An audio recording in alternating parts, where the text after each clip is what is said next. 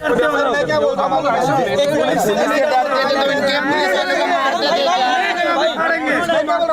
लोग को ना उन लोग के जैसा बनने पर मजबूर ना करें। नहीं, हम लोग भी बात से बनेंगे। हम लोग को ना बोलना बरोबर है हमारा। बहुत सही बोले आप भैया। आम्ही तुमचा रिस्पेक्ट करतो, याच्यामुळे आम्ही थांबलेले आतापर्यंत। अरे पुलिस से भी नहीं डरते हो। पुलिस से डरते तो इनके पुलिस वाले को मार देंगे। हम लोग को ना उन लोग के जैसा बनने पर मजबूर ना करें। नहीं, हम लोग भी बात से बनेंगे। हम लोग को ना बोलना बरोबर है हमारा। बहुत सही बोले आप भैया। आम्ही तुमचा रिस्पेक्ट करतो, याच्यामुळे आम्ही थांबलेले आतापर्यंत। आपने सुना लोगों की नाराजगी को। अब आपको FIR की कॉपी दिखाते हैं जिसमें मुजाहिद, मूसा फौजी और शौकत समेत 200 अज्ञात लोगों के नाम दर्ज हैं। ये FIR की कॉपी आप देख रहे हैं। लोगों की नाराजगी इसी बात को लेकर है कि पुलिस की मौजूदगी में ये सब कुछ हुआ। इसका तो सीधा सीधा मतलब यही है कि पुलिस का किसी को डर नहीं। FIR की कॉपी एक बार फिर से अब गौर से देखें। इस FIR की कॉपी में 3 लोगों का नाम दर्ज किया गया है और इसके अलावा 200 अज्ञात लोगों के नाम लिखे गए हैं। तो मुजाहिद, मूसा फौजी और शौकत, ये 3 नाम, इन 3 लोगों की तो पहचान हो गई है। ये तीनों थे जिन्होंने पूरी भीड़ को बरगलाया और हमला किया गया राजेश पर। लेकिन उसके अलावा और भी बहुत सारे लोग उन्मादी होकर राजेश पाल को बुरी तरीके से पीट रहे थे और ये सब कुछ पुलिस की मौजूदगी में हो रहा था। एक बार फिर से आप इन नामों को देखिए। ये फर्स्ट इंफॉर्मेशन रिपोर्ट है, ये FIR की कॉपी है जो इस वक्त हम आपके सामने रख रहे हैं। उसमें 3 नाम दिखाई दे रहे हैं। मुजाहिद का नाम दिखाई दे रहा है, उसके अलावा 2 और नाम। अब आप घायल गौरक्षक राजेश पाल से 18 अक्टूबर की पूरी आप बीती सुनिए कि उसके साथ क्या हुआ। कल दिनांक 18 अक्टूबर को नाला सोपारा पश्चिम बाजामौला में एक घायल मेरे बस में रोड पर बैठे हुए थे। तो मुझे शाम को 5 बजे पता चला कि कसाईयों ने उसको कत्ल करने के इरादे से लाया है वहाँ पे। तो इसकी सूचना मैंने देने के लिए नाला सोपारा पुलिस में फ़ोन किया, लेकिन नाला सोपारा पुलिस में फ़ोन नहीं लगा। तो मैंने तुरंत कंट्रोल रूम में इसकी सूचना दी। कंट्रोल रूम को 2 बार कॉन्टैक्ट करने के बाद तीसरी बार कंट्रोल ने मुझे बोला कि हमारे स्टाफ गए थे लेकिन वो बचा और बैल मिले नहीं है।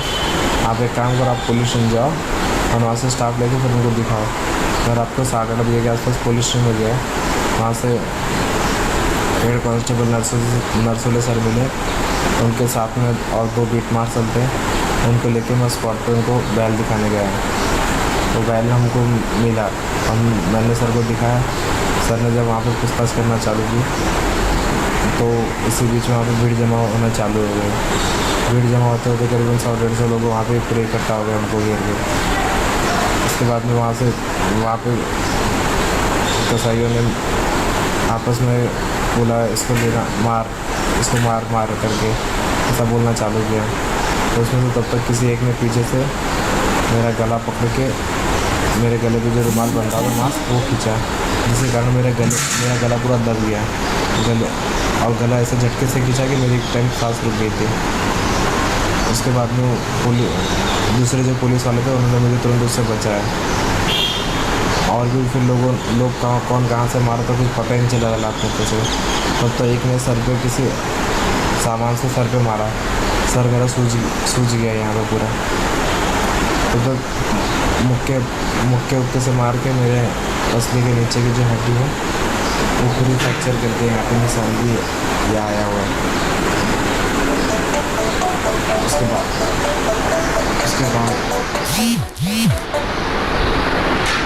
बाद में वो लोग का मारना कंटिन्यू चालू हो गया। पुलिस ने मुझे वहाँ से गली से निकाल के बुरन चौक पर ले गया।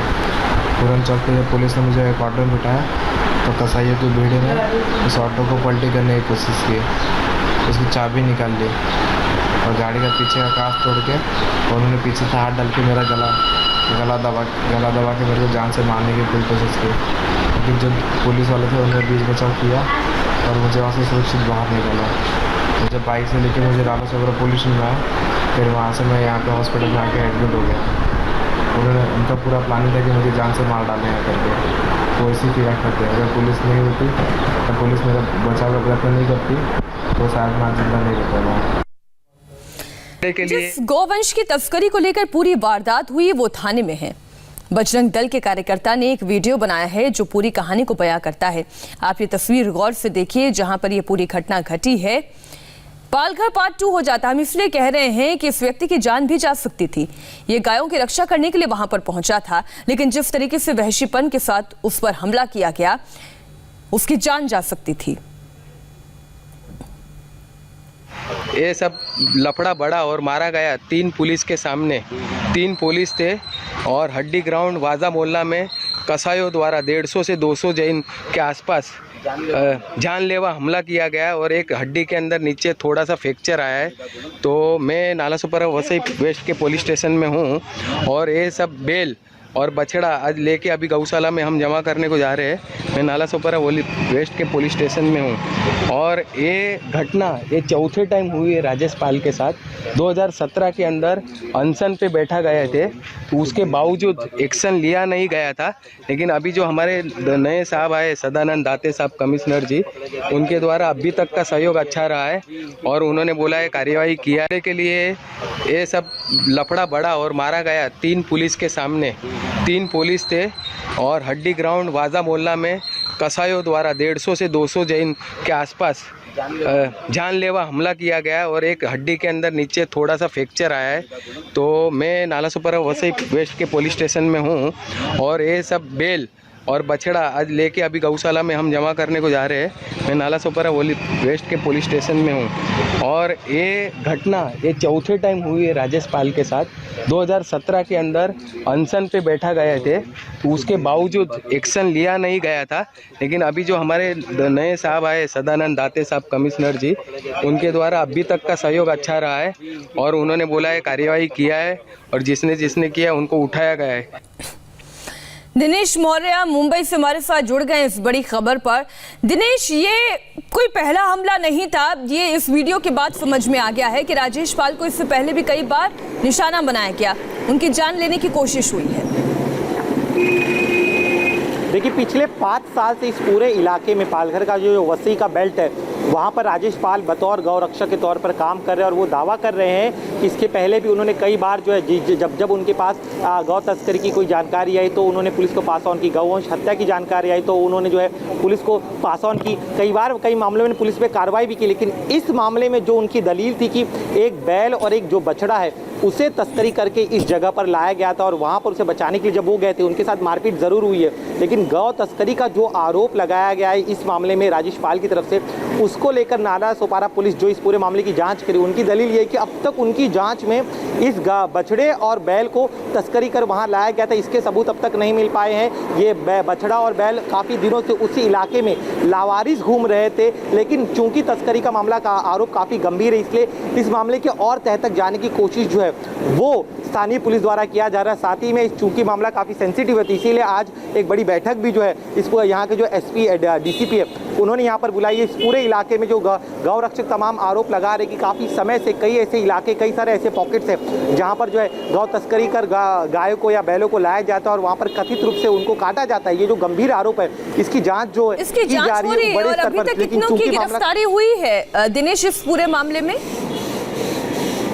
देखिए, इस मामले में अब तक 14 लोगों को गिरफ्तार कर लिया गया है। अब भी कई सारे अज्ञात हमलावर हैं जिन्हें अब तक पकड़ा नहीं गया, उनकी तलाश की जा रही है।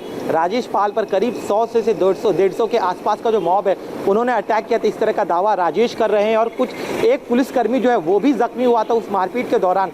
तो उन तमाम लोगों की पहचान करने की कोशिश की जा रही है। इन 14 लोगों की 3 दिनों तक की पुलिस हिरासत मिली। इनसे पूछताछ में और कौन कौन लोग मारपीट में शामिल थे इस बारे में जानकारी लेने की कोशिश की जा रही है। इसके अलावा गौ तस्करी का, गौ हत्या का जो गंभीर आरोप लगाया गया है राजेश पाल द्वारा, उसके भी तह तक जाने की कोशिश की जा रही है। क्योंकि काफ़ी लंबे समय से हम देख रहे हैं पूरा पॉकेट पास में गुजरात बॉर्डर से जो है यहाँ से जो गायों को, बैलों को यहाँ पर लाया जाता है, इस तरह का बड़ा आरोप ये लगा रहे हैं और इसीलिए उस आरोपों को वेरीफाई करने की कोशिश अब पुलिस प्रशासन द्वारा की जा रही है। जी दिनेश, पूरी जानकारी के लिए आपका शुक्रिया। तो गौ तस्करों की गुंडई की एक तस्वीर आपने देखी। हालांकि पुलिस कह रही है कि ये पूरी तरीके से गौ तस्करी का मामला है या नहीं, इसकी जांच अभी की जा रही है।